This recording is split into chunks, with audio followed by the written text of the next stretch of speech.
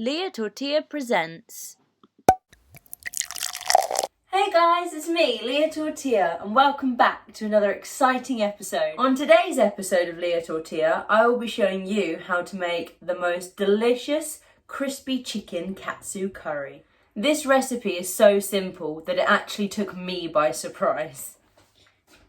So here we go, pan on, and a dribble of oil. And as always, we want to make sure that our oil is nice and hot before we add anything to it. And our first ingredient into the pan is roughly chopped onion, white onion. And with this recipe, it doesn't matter how you chop, slice or dice your onions because they get thrown away at the end anyway. It's not like they're actually needed for the sauce. I mean, obviously you do need the onions because you need the flavour. But I mean, like, you don't actually need the texture of the onions in the sauce at the end. But we'll come to that, don't worry. Next we're going to add our favourite ingredient, and that's chopped garlic. Plenty of it, as always.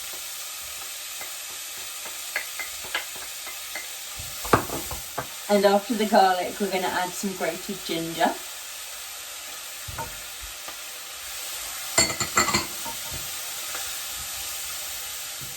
You want to give that a nice stir and make sure the onion is nice and soft and sweated down. Just like so. And then we're going to turn our heat down just a little bit because we're about to add our dried spices. Okay, so to our softened garlic, ginger and onion mix, you want 2 teaspoons of turmeric. Do be careful with this. Don't wear white because it will stain. Trust me, I've made that mistake before.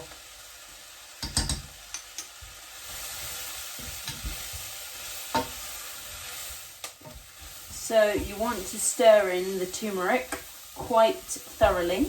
You'll see here the onions are all turning a lovely orange colour and it's all very fragrant. And then after the turmeric, you want to add 4 tablespoons of curry powder. Here I've got a medium curry powder, but that's because my family quite likes spice. The actual recipe calls for a mild curry powder. So it just gives it that subtle kick. But, you know, we don't mind our spice, so mild will be fine. No, medium, that's what I've used. Getting my words confused. I'll show you. This is starting to come together really nicely and it's starting to smell even more fragrant than before.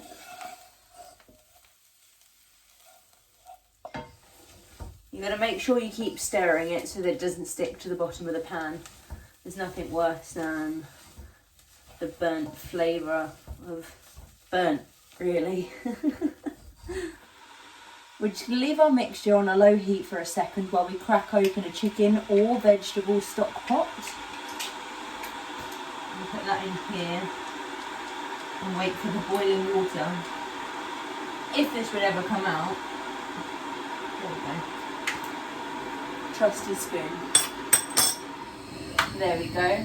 And we want about 600 millilitres of boiling water to 1 stock cube for this. Before we add the stock though, you want to add 2 tablespoons of plain flour. This is what thickens the sauce. And you want to give that a good stir. It doesn't matter if the stock cube hasn't completely dissolved in the water because it will dissolve in our pan anyway.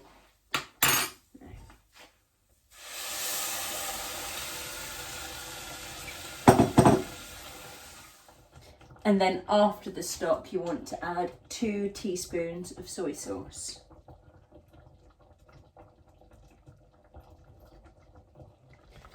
So if you come a little closer, you can see that our sauce is thickening up nicely and it's bubbling away gently.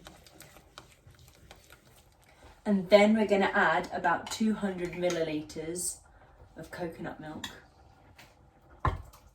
This is what gives it that creamy deliciousness that the curry is known for.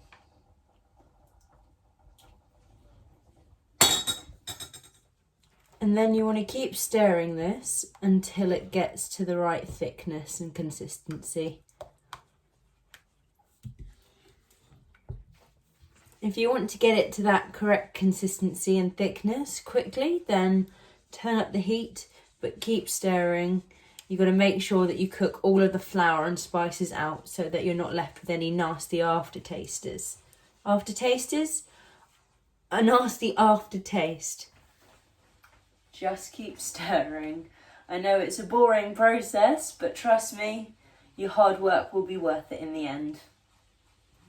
See, it's bubbling away nicely now. I'm just going to turn down the heat, give it a quick stir, and dip my teaspoon in and give it a taste.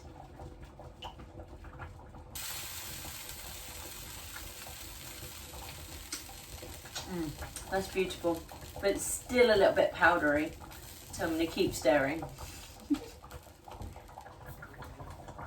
You may think that our curry tastes nice now. We're about to make it taste even better. We're going to add 3 tablespoons of sugar, and it gives it that sweetness that it's also known for.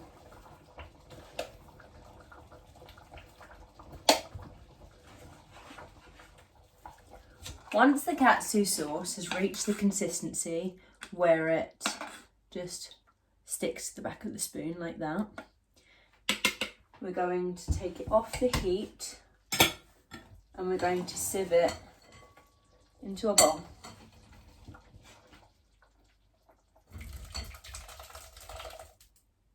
But you do it slowly, bit by bit, so that you're not flooding the kitchen with katsu sauce. If you are a bit concerned that your katsu sauce isn't thick enough, don't worry about it, because as it cools down it will start to thicken up. But if you're still not happy about the consistency and the thickness of your sauce, then you can always return it back to the pan and reduce it for a little bit longer. But this is what I meant earlier by you won't need the onions. Just once you've got all of your sauce out of the mixture, then this mess, it can go in the bin. So I'm going to remove the katsu sauce out of the way for now, let it cool down. Then I'm going to tidy up the kitchen a little bit, and then I'll show you how to prepare the chicken. There we go. Now I've cleaned down the kitchen a little bit and I have set up a pane section. And what a pane section is flour with a little bit of salt and pepper, eggs whisked up, and I've got some lovely fine panko bread crumbs here. You can actually use any type of white breadcrumb you like, but this dish comes out better if you use the Japanese panko breadcrumbs. And as always, we start with the chicken breast. We don't worry about taking off this little fillety bit, just do that, flatten it out there, turn it to the shiny side, and go in here and open up your breast. So when it gets to this point and it's completely opened up, we're just going to slice down the middle, and then we have, well, because of the fillety bit, we have 3 individual pieces, but we have 2 individual pieces of chicken breast. Right, I'm just going to show you again. That's a little bit of chicken blood. Ugh, gross. I'm going to show you again, but with a bit that doesn't have a fillety bit. So, shiny side, right into the plump bit. And we slowly start to open up our chicken breast, like so. So there you go, we've butterflied our chicken breast. And then slice it down the middle. So we have 2 breasts. So now we've prepared all of our chicken breasts, I think you know what I'm going to do. Just in case you don't, I'm going to show you anyway. Chicken into the seasoned flour. Brush it off a little bit. Dip it into the egg. Get any excess off of that chicken. And then into our panko breadcrumb and onto a tray.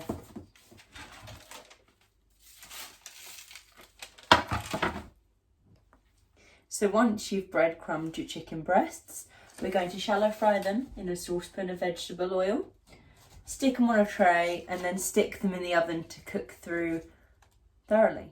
When pan frying our chicken breasts, we want to make sure that the breadcrumbs go a nice golden colour and that they're really crispy and delicious. As always, we want our oil nice and hot in the pan. Here we go. We're going to add our chicken to the pan. Make sure you lay your chicken away from you, so therefore, let me get my words out. Lay the chicken away from you so that the hot oil doesn't splash up and burn you. Learn from your mistakes. Learn from your mistakes, more like learn from my mistakes. Check out that burn. So you want a nice golden crispy coating. I have to say this works a lot better in a deep fat fryer, but this is a home cooking show and I'm teaching you how to cook at home, and not everybody has a deep fat fryer at home.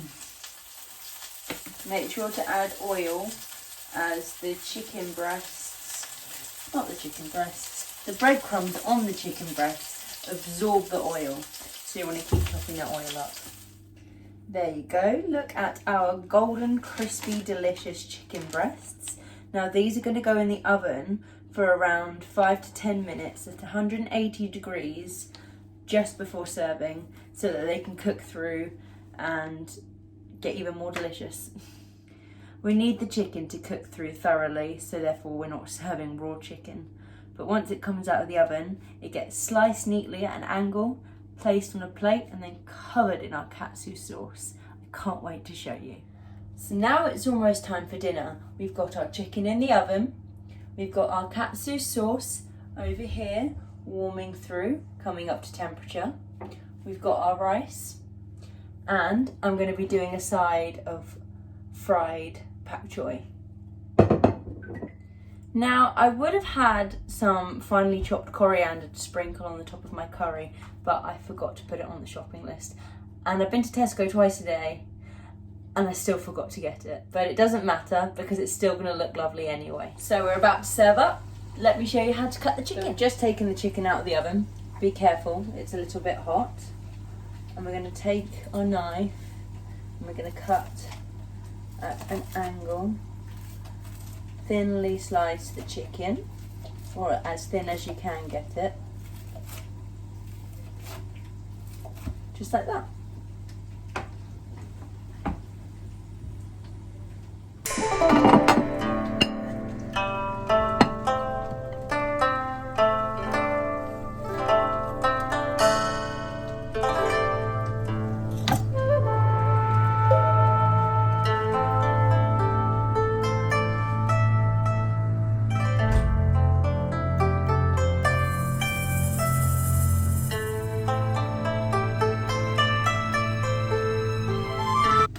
There you have my really easy, crispy chicken katsu curry. Now, I'm going to go off and enjoy my dinner while you guys share this video, give it a like. If you like what I do, subscribe to my channel, and I will see you next time. This has been LiaTortilla. Bye!